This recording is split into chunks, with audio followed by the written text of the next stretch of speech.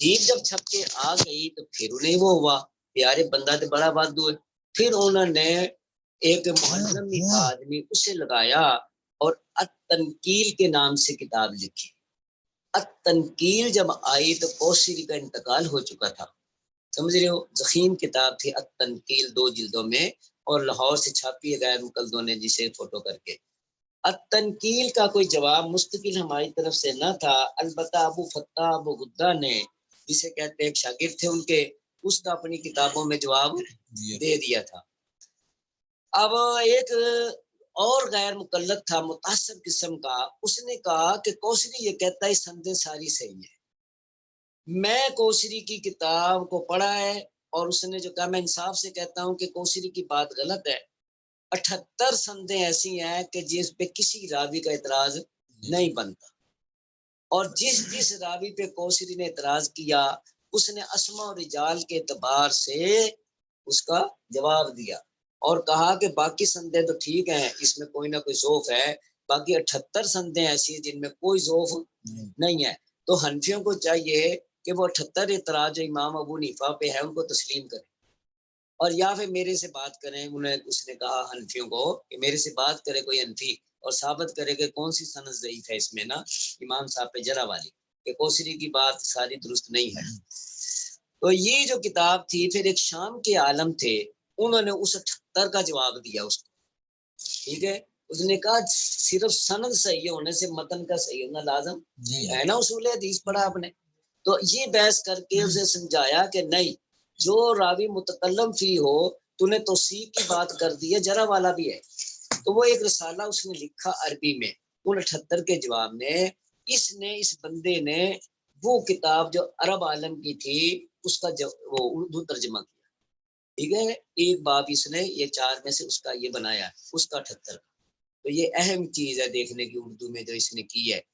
اور اسی طریقے سے امام صاحب کے اوپر جو غیر مقلدوں کے ایسے اعتراض ہیں ان کو اس نے عرب سے لے کے اردو کیا, نہیں سمجھے. اور یہ کتاب بنائی ہے, اس لیے میں نے آپ کو بتا دیا. اور ایک فقہ حنفی میں بنائی ہے 4 جلدوں میں, وہ بھی نہیں چھپی ابھی. خیر بہرحال اپنی جگہ متعصب آدمی ہے, تو اس نے تصوف کے اوپر بھی 3-4 کا اعتراض دیا. جیل میں نے رگڑا دیا ہوا ہے, ہمیں بھی دیتا ہے وہ ساتھ اور انہیں بھی دیا ہوا ہے, جسے کہتے ہیں ایسے نہیں یہ بندے کے پتر بنتے نا. اور اس سے کوئی جواب اس کتاب میں کوئی جواب صحیح نہیں بن پڑا. میں نے ساری پڑھ لی ہے. یہ 350 روپے کی کتاب خریدی ہے, دیکھو اتنی سی. اسے جنون کہتے ہیں, نہیں سمجھے, کہ ہمارے خلاف آئی ہے کتاب اور شیخ کے خلاف آئی ہے.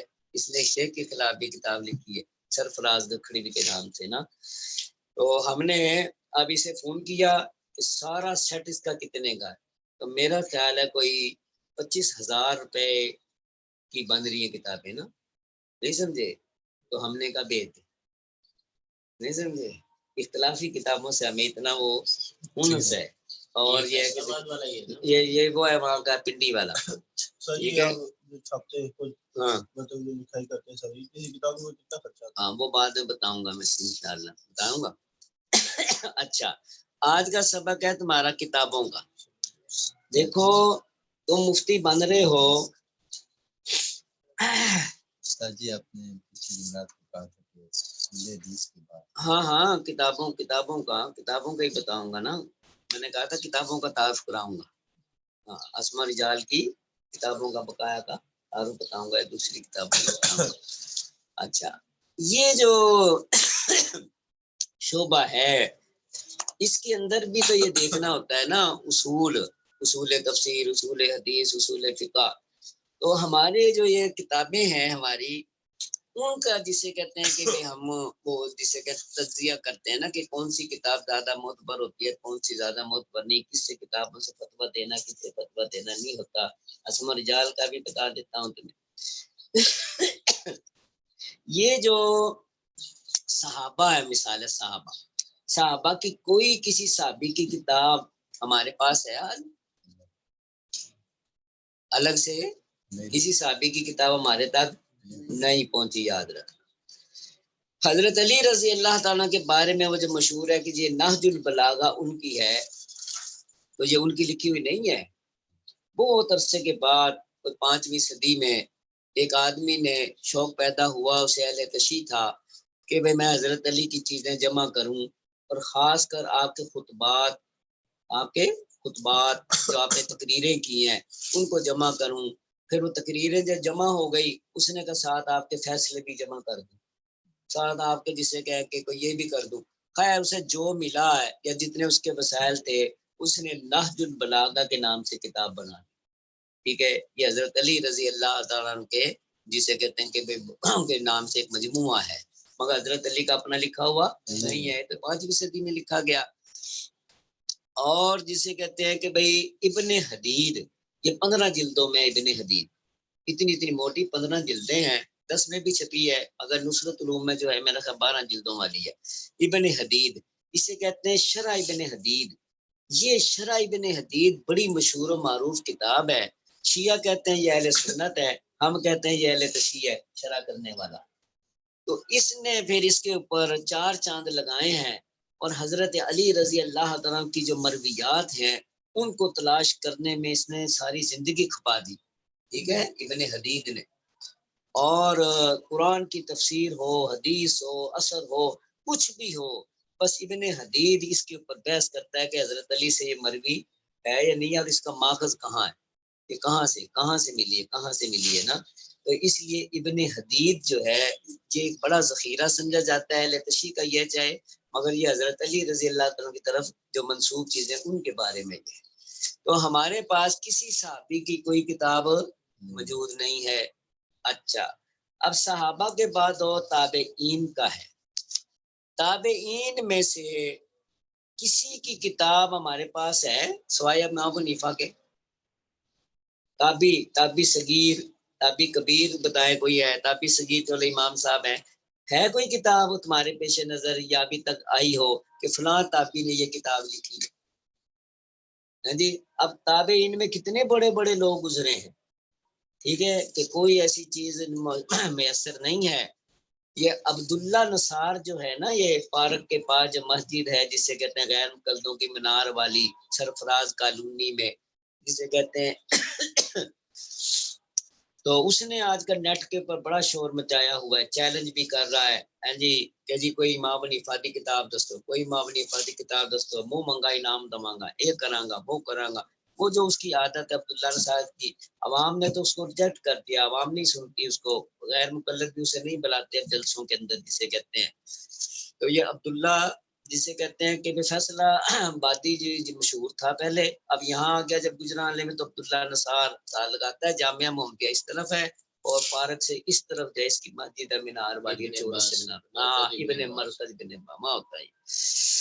تو تابعین کی کوئی کتاب؟ اچھا، تابعین میں سے ہمارے پاس جو کوئی کتاب پہنچی ہے جسے کہتے ہیں یا اب چھپ رہی ہے، تو 2 کتابیں جسے کہتے ہیں کہ بس 2 بندوں کی دیکھنے کو ملی ہیں۔ ایک اب چھپی ہے مغازی ابن اسحاق، مغازی ابن اسحاق، یہ وہی ہے محمد بن اسحاق، ٹھیک ہے۔ اور اسی کی اب شروح الحرب بھی چھپ گئی ہے، شروح الحرب۔ اس نے جنگ کے اوپر، کیونکہ مغازی کا امام تھا، حدیث میں معتبر نہیں تھا، اسما رجال کے حساب سے بڑا سخت اس کے اوپر جرح ہے۔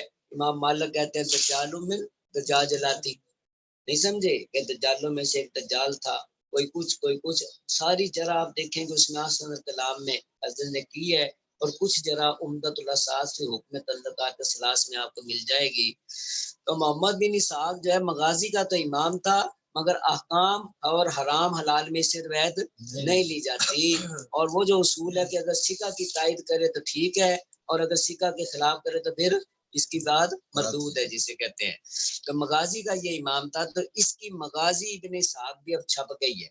پہلے مغازی ابن اسحاق نہیں ملا کرتی تھی، تو یہ سیرت ابن حشام جو ہے نا، کیونکہ یہ ابن حشام اس کا شاگرد ہے براہ راست، ٹھیک ہے، اس نے اپنے استاد سے جو کچھ سیرت کا علم حاصل کیا تھا، اور اس کی جو یہ کتاب تھی مغازی، اس کو بنیاد بنا کے اس نے سیرت حشام لکھی تھی۔ اس لیے سیرت حشام سیرت کی کتابوں میں بہت مقدم ہے، بلکہ سب سے اولین شمار ہوتی ہے۔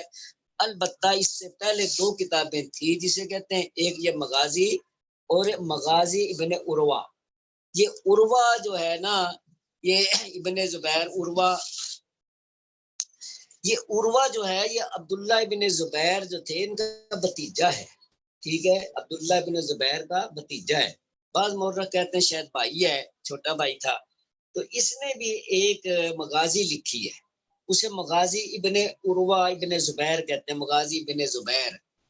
اب ہمارے دور میں ادارہ ثقافت اسلامیہ کلب روڈ لاہور سے وہ بھی ترجمہ ہو کے شائع ہو چکی ہے، اور اسے مغازی ابن عروہ کہتے ہیں، مختصر سی چھوٹی سی کتاب ہے مغازی ابن عروہ، یہ بھی جسے کہتے ہیں کہ بھئی اسی دور کی ہے امام صاحب کے دور کی، مگر حدیث کی کتابوں میں یا فقہ کی کتابوں میں جو مشہور چیز سامنے آئی وہ مغازی ابن اسحاق اور شروح الحرب ہے۔ یہ شروح الحرب جو ہے یہ بھی اردو ترجمے کے ساتھ مکتبہ رحمانیہ نے شائع کر دی ہے، یہ دو حصے ہیں، ایک ہی جلد میں دونوں حصے آ گئے ہیں۔ اب دور آتا ہے اس کے بعد صغائر میں تابعین کے وہ امام ابو حنیفہ ہیں، اسی بات سیوطی نے یہ بات کی ہے کہ سب سے پہلی جو کتاب لکھی گئی ہے احکام کی ترتیب سے، فقہی ترتیب سے، وہ کیا ہے؟ کتاب الاثار ہے۔ کتاب الاثار ہی ایسی کتاب ہے کہ جسے لکھی گئی ہے، اور جو جامع سفیان ثوری ہے وہ ملتی نہیں ہے، جو جامع معمر بن راشد ہے وہ ملتی نہیں ہے جسے کہتے ہیں، اسی طریقے سے جسے کہ ابن سیرین کی کتابیں نہیں ملتی اور زہری کی کتابیں نہیں ملتی، یہ جو مسند شہاب چھپی ہے نا یہ زہری کی نہیں ہے، یاد رکھنا، 2 جلدوں میں، جس کا ترجمہ بریلیوں نے بھی کر دیا، یہ تو رائی کی ہے، اسے کہتے ہیں مسند رائی، ٹھیک ہے، یہ ابن شہاب زہری نہیں ہے، ہاں جی، یہ مسند شہاب اور آدمی ہے، اس کے حالات اگر پڑھنے ہوں تو تذکرہ محدثین میں آپ دیکھ لیں، یہ غیر معتبر آدمی تھا محدث، ابن ابی دنیا کی طرح جسے کہتے ہیں، تو یہ ابن شہاب زہری کے نہیں ہے، مسند شہاب سے بھی دھوکہ نہیں کھانا چاہیے۔ اور ایک کتاب ہمارے ہی لوگوں نے شائع کی ہے، مسند امام زید، وہ کہتے ہیں جی یہ مسند امام زید جو ہے یہ کتاب الاثار سے پھر پہلے کی ہو گئی، مسند امام زید، یہ امام زید امام حنیفہ کے استاد ہیں جسے کہتے ہیں، جن کے حق میں انہوں نے فتویٰ دیا اور یہ جیل کاٹی اور درے پڑے، سارا مسئلہ بنا، تو امام زید جو تھے ان کا یہ مجموعہ جو ہے نا یہ بھی جسے کہتے ہیں خود ان کا لکھا ہوا نہیں تھا، ٹھیک ہے، بعد میں جسے کہتے ہیں جیسے نہج البلاغہ کو جمع کیا گیا اسی طرح مسند زید کو جمع کیا گیا 4 صدی کے اندر، ٹھیک ہے، تو امام زید کی طرح منسوب ہونے سے یہ نہ سمجھ لیں کہ یہ امام حنیفہ سے مقدم ہے جسے، اور یہ پہلے کتاب لکھی گئی تھی، جیسے کہ تفسیر ابن عباس، ابن عباس نے تو نہیں لکھی، یہ کس نے لکھی ہے تفسیر ابن عباس بھائی؟ صاحب قاموس، صاحب قاموس القرآن، صاحب قاموس کا مجد الدین فیروز آبادی، شرح سفر سعادت جس کی کتاب ہے، غالی قسم کا یہ جسے کہتے ہیں شافی آدمی تھا، یہ اس نے کتاب لکھی ہے تفسیر ابن عباس، یہ حضرت عباس کی نہیں ہے، یہ مجموعہ ابن عباس کا جسے کہ جمع کیا۔ تو میں یہ بتانا چاہتا ہوں کہ کتاب الاثار سب سے پہلے آئی، اب کتاب الاثار آئی تو اب وہ کہتے ہیں غیر مقلد کہ امام مالک رحمۃ اللہ تعالی علیہ جو تھے وہ تو جسے کہتے استاد ہے امام ابو حنیفہ کے، اور بھائی یہ غلطی ہے یاد رکھنا، اور یہ ہمارے سید سلیمان ندوی سے بھی ہوئی ہے، اس نے جو کتاب لکھی ہے امام مالک اس کے اندر بھی اس نے یہ غلطی کی ہے جسے کہتے ہیں، اور اس غلطی کی تصحیح کوثری نے کی ہے کہ وہ جسے کہتے ہیں بغیت السالک فی روایت مالک، ٹھیک ہے، یہ مالک کی روایت بتائی ہے انہوں نے، اور بھائی یہ نہیں ہے جسے کے بعد، بلکہ امام ابو حنیفہ رحم اللہ کی کتابوں سے امام مالک استفادہ کرتے رہے، اس میں بھی آپ کو مل جائے گی یہ بات جسے کہتے ہیں۔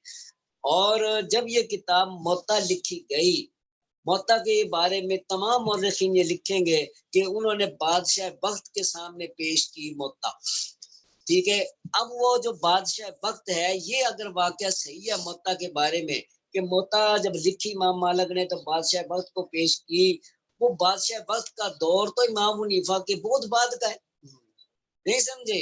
ہاں، تو وہ اس سے ثابت ہے امام حنیفہ پہلے لکھ چکے، اور یہ بعد کی بات ہے جسے کہتے ہیں، اس لیے موطا جو ہے وہ بعد کی بات ہے، غیر مقلد کہتے ہیں موطا پہلے کی ہے اور کتاب الاثار بعد کی ہے۔ اب ہمارے ہاں بھی اختلاف ہو جاتا ہے، جیسے ابھی بتایا میں نے مالک کی بات کا، شاہ ولی اللہ کا وہ حوالہ پیش کر دیتے ہیں، پھر شاہ ولی اللہ کہتے ہیں جی، جسے کہتے ہیں کہ بھئی امام ابو حنیفہ کی تو کوئی کتاب ہی نہیں، اور یہ شبلی نے بھی یہی کہا ہے، اور یہ جو آثار ہیں یہ تو ابو یوسف کے اور امام محمد کے، ٹھیک ہے، چلو ابو یوسف کے اور امام محمد کے تو مان لیے نا، ٹھیک ہے، تو ہم کہتے ہیں کہ شاہ ولی اللہ نے دوسری جگہ قرۃ العینین فی تفصیل شیخین کے اندر اس کو مانا ہے کہ یہ کتاب الاثار حنفیوں کی اساس ہے، ہاں جی، حنفیوں کی اساس ہے، اور یہ پہلی کتاب ہے جسے کہتے ہیں جو فقہی مدون ہوئی نا، ٹھیک ہے، وہ کہاں ہے والا اس کا قرۃ العینین فی تفصیل شیخین کے اندر یہ بات موجود ہے۔ اور امام صاحب کی مسند کے بارے میں شاہ ولی اللہ نے خود انصاء العین فی مشائخ حرمین، انصاء العین فی مشائخ حرمین کے اندر تسلیم کیا ہے کہ میرے استاد تھے جعفر علی، میرے استاد جعفر نے بھی امام صاحب کی مسند لکھی ہے، اور اس مسند کا نام تھا مسند ابی حنیفہ، اور یہ کہا کہ یہ ان لوگوں کے اعتراض کے لیے کافی ہے، شاہ ولی اللہ کہتے ہیں جو یہ کہتے ہیں کہ اب سند اتصال سے نہیں چلتی، انہوں نے کہا جھوٹ ہے، میرے استاد نے ایک ایسی مسند لکھی ہے جو ابو حنیفہ کی احادیث پر مشتمل ہے، اور اس نے اپنے دور سے لے کے اور امام ابو حنیفہ تک اور آگے رسول تک سند متصل لکھی ہے اس کے اندر، ٹھیک ہے، یہ کہاں لکھی ہے شاہ ولی اللہ نے؟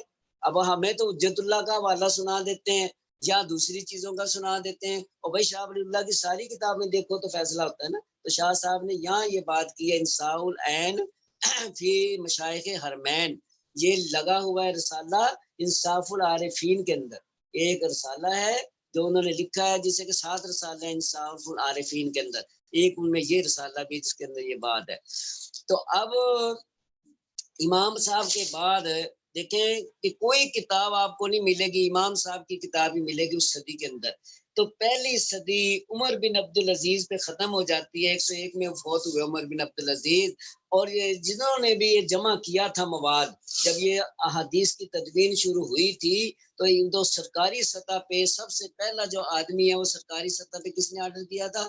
عمر بن عبدالعزیز نے کیا تھا یہ آرڈر کہ جو بھی حضور صلی اللہ علیہ وسلم کی چیز مرویات ان کو جمع کرو، تو پھر زوری نے دوسرے لوگوں نے اپنے اپنے علاقوں میں جمع کیا، مگر یہ ہے کہ بھائی زوری کے تو لکھا ہے کہ وہ لے کے گیا لاد کے، تو حضرت کا انتقال ہو چکا تھا نا جسے کہتے تو اب وہ مسودے تو سارے جمع ہوئے مگر وہ گئے کہاں، ٹھیک ہے، وہ کوئی ہمارے تک نہیں پہنچا جسے کہتے ہیں ابھی تک، سوائے امام صاحب کی چیز کے اور کوئی چیز اس دور کی نہیں ہے۔ اور رفیع عثمانی نے یہ بات کتابت حدیث عہد رسالت اور عہد صحابہ میں بڑی تفصیل سے لکھی ہے، وہاں آپ دیکھ سکتے ہیں۔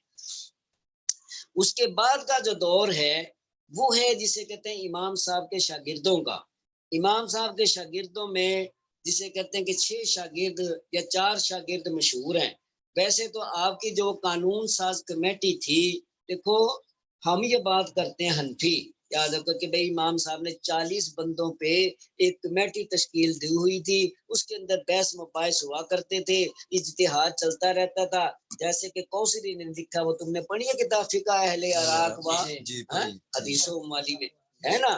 اب یہ جو 40 آدمی تھے، غیر مقلدوں نے اس کے اوپر کتاب لکھی ہے داستان حنفیہ، یحییٰ گوندلوی نے داستان حنفیہ، انہوں نے کہا ہمیں داستان بنائی ہوئی ہے، جھوٹ ہے یہ بات، کوئی نہیں، اور تو جن کہتے کوئی جمعہ بھی نہیں، کوئی 5 سال دا سی، کوئی 4 سال دا سی، اپنی فادی کو بیٹھی کس طرح پہنچ گیا دن کہنے لگے، تو پھر ہماری طرف سے لے دے ہوئی، مگر ان کی 2-3 کتابیں چھپ گئی، تو ہماری طرف سے ایک مودودی ہیں جامعہ عربیہ کے فارغ ہے طفیل، اور اشریہ جو ہے نا، اشریہ رسالہ نکالتے ہیں زاہد صاحب، اس کی رکن کی کمیٹی کے اندر ہے، اس کا نام لکھا ہے طفیل کا، اور وہی طفیل ہے، اس نے ایک کتاب لکھی ہے امام حنیفہ کی 40 رکنی کمیٹی، اچھی کتاب ہے، اور ایک اور کتاب ہے حیات ابو حنیفہ کے نام سے جو گورنمنٹ نے چھاپی ہے، اس کے اندر بھی 40 آدمی کی کمیٹی کا لکھا ہے، بہرحال اپنی جگہ ہے۔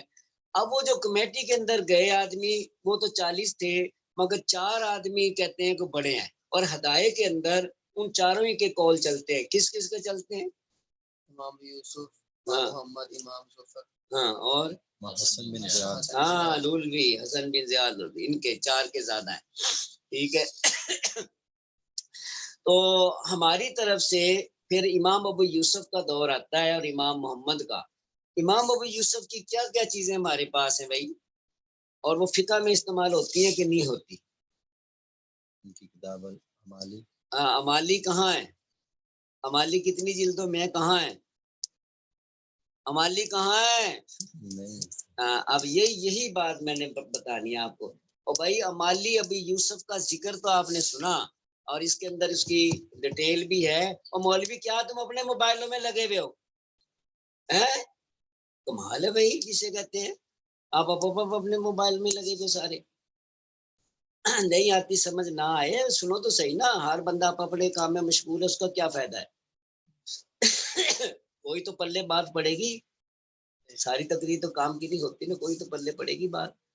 تو امالی ابی یوسف کے بارے میں یہ لکھا ہے کہ 52 جلدیں تھی. لکھا ہے کتنی؟ 52 جلدیں تھی. کسی میں لکھا ہے 110 جلدیں تھی. کسی کتاب میں ہماری لکھا 300 جز تھے. کتنے؟ 300 جز تھے. تو یہ امالی ابی یوسف جو تھی, یہ اس کمیٹی کے اندر جو بحثیں ہوتی تھی وہ مجموعہ ہے یا الگ ہے؟ شاباش شاباش. کیوں بھائی سارے چپ بیٹھے ہیں سارے, ایک مولوی نے بولنا ہے بس. ٹھیک ہے, ایک مولوی بات کر رہا ہے جسے کہ باقیوں کو نہیں پتا, مجھے لگے ہیں. نہیں بات صحیح ہے, اس کی بات صحیح ہے. یہ آپ نے جب آپ جسٹس بن گئے تھے, جج بن گئے تھے, جج بننے کے بعد جو آپ فیصلے کرتے تھے یا کوئی ایسی بات کرتے تھے, پھر آپ کے شاگرد ان کو جمع کر دیا کرتے تھے. یہ امالی ابی یوسف وہ جمع کردہ مسائل جو تھے ان کا مجموعہ ہے, نہ کہ یہ وہ تھا. وہ جو کمیٹی میں جمع ہوتے تھے وہ کون کرتے تھے؟ امام محمد. نہیں, امام محمد نہیں کرتے. ہاں یہی ہے. اب تو مفتی ماشاءاللہ بن رہے ہو, دیکھو نا. اسد بن عمر, اسد بن عمر, ٹھیک ہے. ہاں, اسد بن عمر کے بارے میں لکھا ہے کہ سب سے پہلے لکھائی کا کام اسد بن عمر نے کیا, اور اسد بن عمر ہی کی ڈیوٹی امام حنیفہ نے لگائی کہ جب ہماری طرف سے فائنل ہو جایا کرے تو پھر مسئلہ لکھ لیا کرو, جسے کہتے ہیں.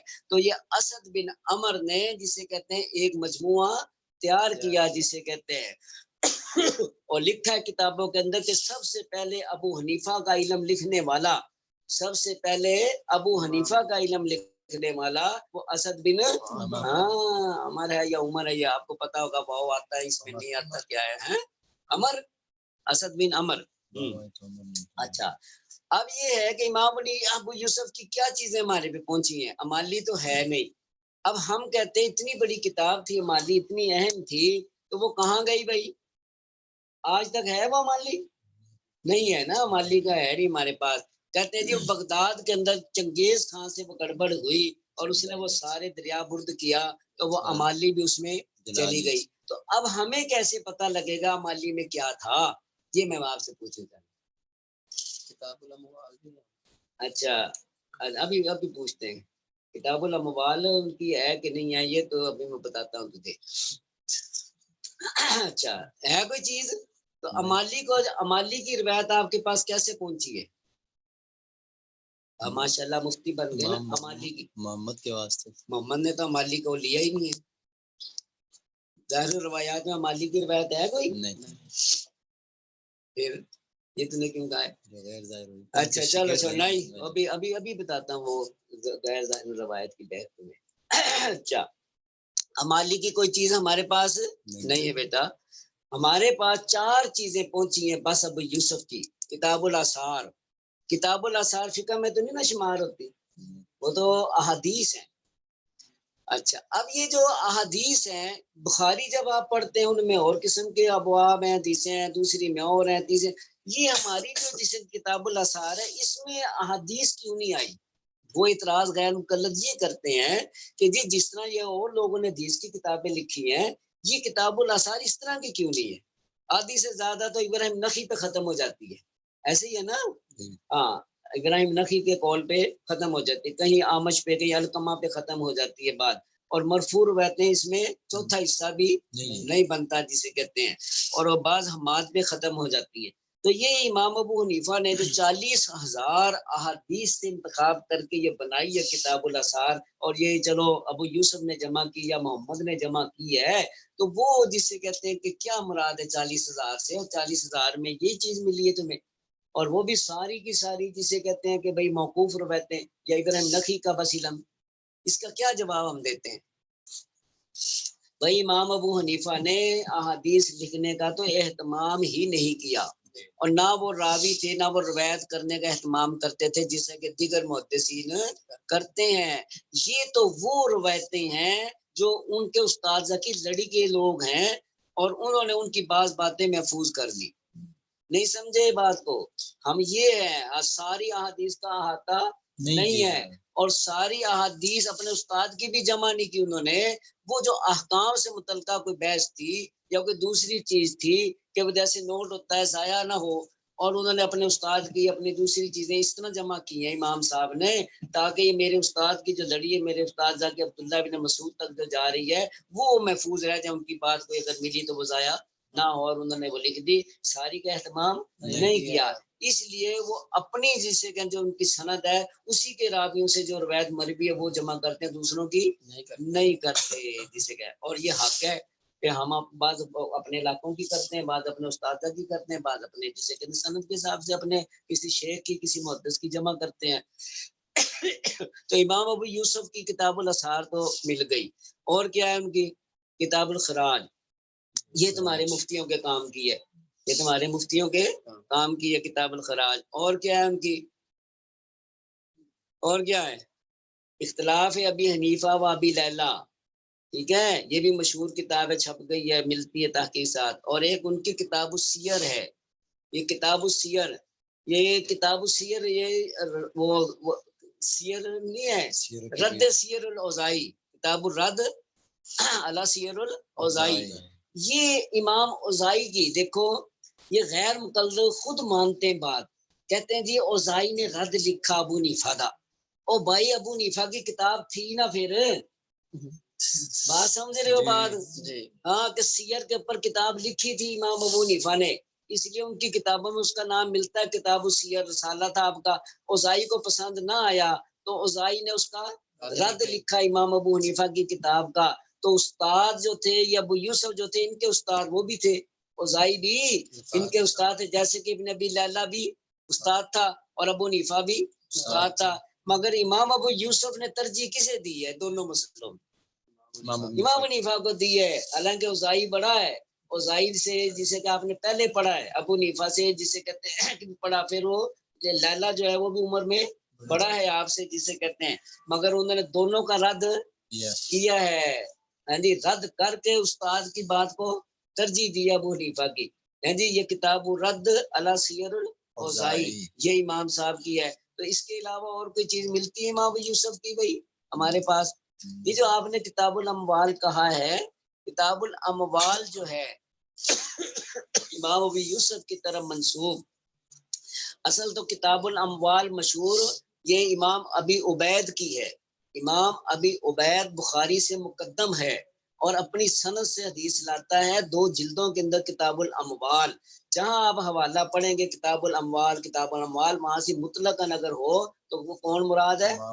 ہاں ابی عبید، اس کا ترجمہ کیا اس نے تحقیقات نے، جسے اسلام آباد سے جسے کہ چھپی ہے 2 جلدوں کے اندر، اچھی کتاب ہے، بہت اچھی کتاب ہے جی، میں نے مطالعہ کیا ہے اور بہت سی استفادہ بھی ہم نے اس میں کیا، یہ آفتاب محمدی میں۔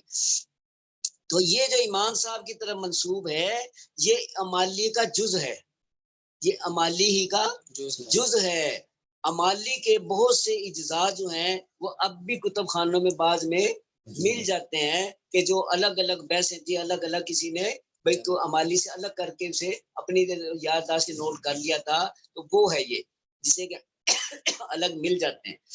اب امام ابو یوسف کی بات تو گئی، اب ہے امام محمد۔ امام محمد جو ہے ابو یوسف کا بھی شاگرد ہے نا جی، ہے نا جی، اچھا مالک کا بھی شاگرد ہے اور امام ابو حنیفہ کا بھی شاگرد ہے۔ اب یہ ہمارے ہاں مجمع البحرین ہے، بڑے آدمی بن گئے جسے کہتے ہیں، فقہ حنفی کا سارا دار و مدار کس پہ آ گیا؟ امام محمد رحم اللہ کی بات پہ آ گیا۔ تو امام محمد رحمت اللہ علیہ نے ہم کہتے ہیں کہ بھئی 6 کتابیں تو وہ لکھ دی ظاہر روایات والی، ٹھیک ہے، وہ تو ظاہر روایات والی آپ کو پتہ ہی ہے. اس کے علاوہ جو کتابیں امام صاحب کی، ان کی حیثیت جو ہے وہ آپ کو پڑھائی ہوگی، اس میں اصول میں آپ کو پتہ ہوگا.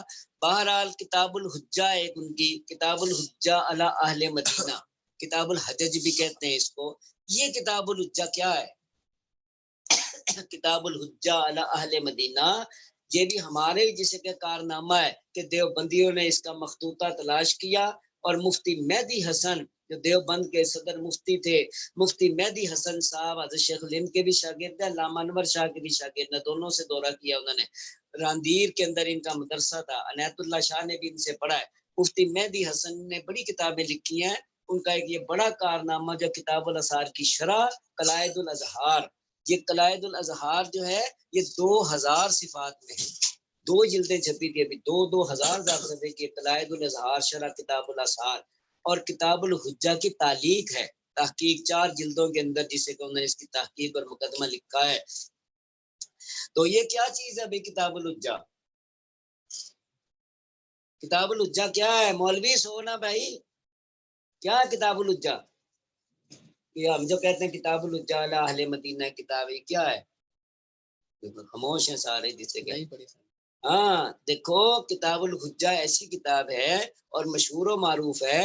اور اگر آپ نے کتاب الام دیکھی ہو، کتاب الام دیکھی ہے کہ نہیں؟ دیکھی ہے؟ نہیں دیکھی نا. اچھا، کتاب الحجہ ایسی کتاب ہے، جب امام مالک سے انہوں نے پڑھا، ابو حنیفہ سے پڑھے ہوئے تھے، ابو یوسف سے بھی پڑھے ہوئے تھے، امام سے بھی پڑھا، اور اسے موطا بھی سماعت کی، تو موطا امام محمد بنا دی انہوں نے. اور موطا امام محمد کے اندر بھی کیا کہتے ہیں وہ کالا نا خزا، کیا عبارت ہوتی ہے وہ جو بار بار بات کرتے ہیں کہ بھئی ہمارا عمل اس روایت پہ نہیں ہے یا اس پہ ہے. ابو حنیفہ بھی یہی کہتا ہے، میں بھی یہی کہتا ہوں. ہاں واہ بھی یار، یہاں سے یہ جو بات کرتے ہیں، روایت تو وہ لے رہے ہیں اپنے استاد سے کہ وہ اپنا موطا ان سے بھی پڑھا ہے، انہوں نے بھی موطا لے لی، مگر ساتھ ساتھ رد بھی ہے، مقابلے میں بتا بھی رہے ہیں. اسی طرح مالکیوں کے اندر جو وہ جسے کہ مذہب ہے مالکیوں کا، اور مالکی فنے خاں بنتے تھے اس مسئلے میں کہ ہمارا جسے کہتے ہیں کہ راجے قول نا، امام محمد رحمۃ اللہ علیہ نے اپنے استاد کا رد لکھا ہے مستقل، کتاب الحجہ علی اہل مدینہ، کہ اہل مدینہ کا جو جسے کہ مذہب ہے اس کا رد، جسے کہ رد سے مراد امام مالک کا رد، اور امام مالک کا مذہب نقل کرتے ہیں، مذہب نقل کر کے پھر اس کے اوپر دلیل لاتے ہیں، پھر جرح کرتے ہیں، اور حنفی مذہب کو ثابت کر کے ترجیح دیتے ہیں. یہ ہے کتاب الحجہ علی اہل مدینہ، کہ انہوں نے کہا کہ جسے کہتے ہیں کہ بھئی یہ راج مذہب ہے. حدیث کا بے شمار احادیث کا ذخیرہ ہے یہ، بے پناہ اثار، حدیث، جرح، تعدیل. اور جب فقہ انفی کا اصول آپ پڑھیں گے نا، اصول رد و جرح، یہ جو اصول حدیث کا رد و جرح ہم نکالتے ہیں، یہ اس کتاب سے نکالتے ہیں. اس کے اندر یہ اصول موجود ہیں سارے، کہ امام صاحب راجے کرتے ہیں، مرجو کرتے ہیں، کہیں اسے اصول کے مطابق قولی حدیث لیتے ہیں، کہیں قولی کو چھوڑتے ہیں اور بتاتے ہیں میں نے چھوڑی کیوں ہے. تو یہ جو باتیں امام محمد کی، اس سے اصول فی حدیث نکلا انفیوں کا. سمجھ آ گئی ہے بات کو؟ مستقل کتاب کو یہ امام محمد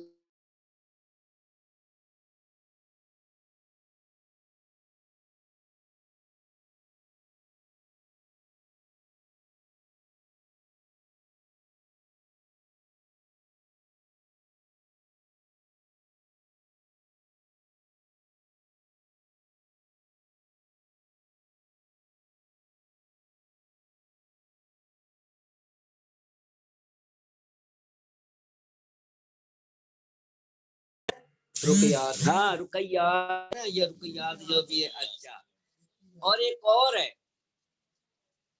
ایک اور کتاب ہے آپ کی مبسوط سرخسی، کتاب الاصل، وہ تو 6 میں گئی نا، ان کا تو تعارف میں نے کرایا ہی نہیں آپ کو، کیونکہ آپ کو پتا ہے وہ تو کتاب الاصل ہو گئی نا. اچھا، ایک اور بھی ہے مشہور کتاب جو ہمارے تک پہنچی ہے، مغازی جو لکھی تھی. مغازی تو آپ نے لکھی نہیں کوئی بھی، ہاں امام محمد کی کوئی مغازی نہیں ہے، یاد رکھنا. کتاب القصب، کتاب القصب، کہ جب آپ سے یہ کہا گیا کہ تصوف کے اوپر کتاب لکھو اور باطن کے اوپر کتاب لکھو، تزکیہ نفس کے اوپر کوئی کتاب لکھو، تو آپ نے اس کے کہنے سے اپنے شاگرد کے کتاب القصب لکھ دی، تجارت کے اوپر اور یہ کمانے کے اوپر.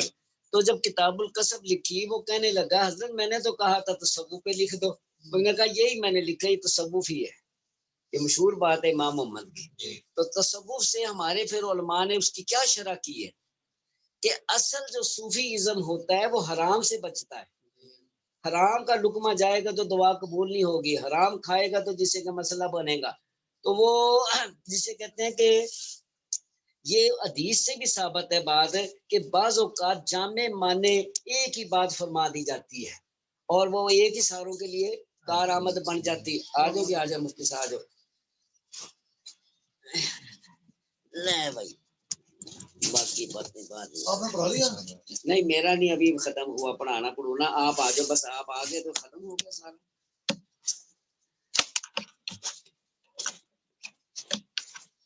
چلو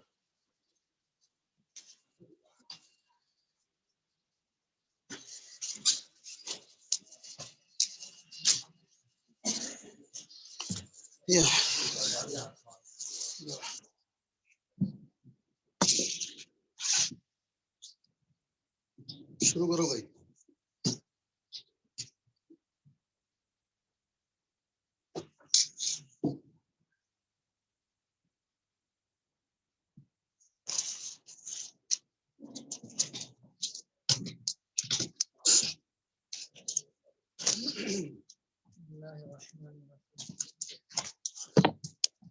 اشیاء کو معطل بالذات مانا۔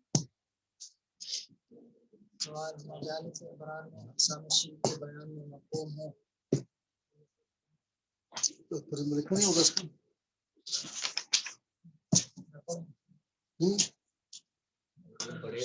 پڑھ لیں، ترجمہ کر لیں۔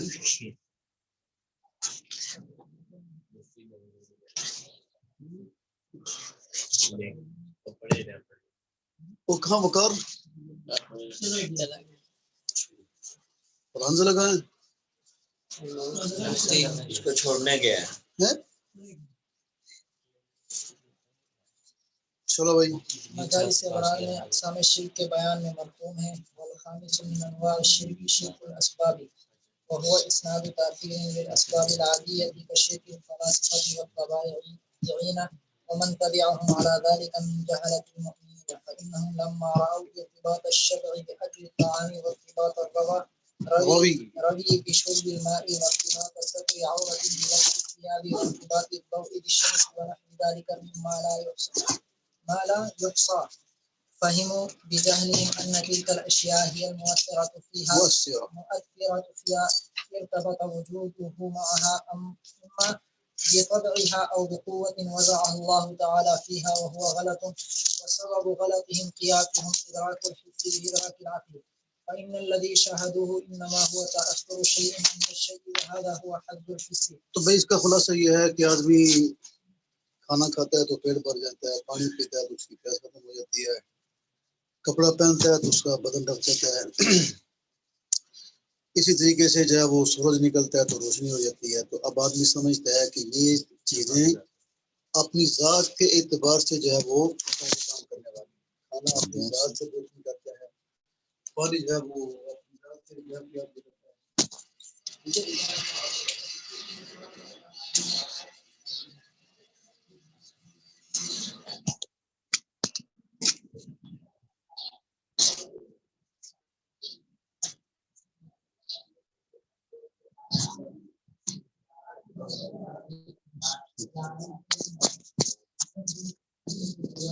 مسئلہ یہ ہے کہ اگر ہم میچ کو تیار کر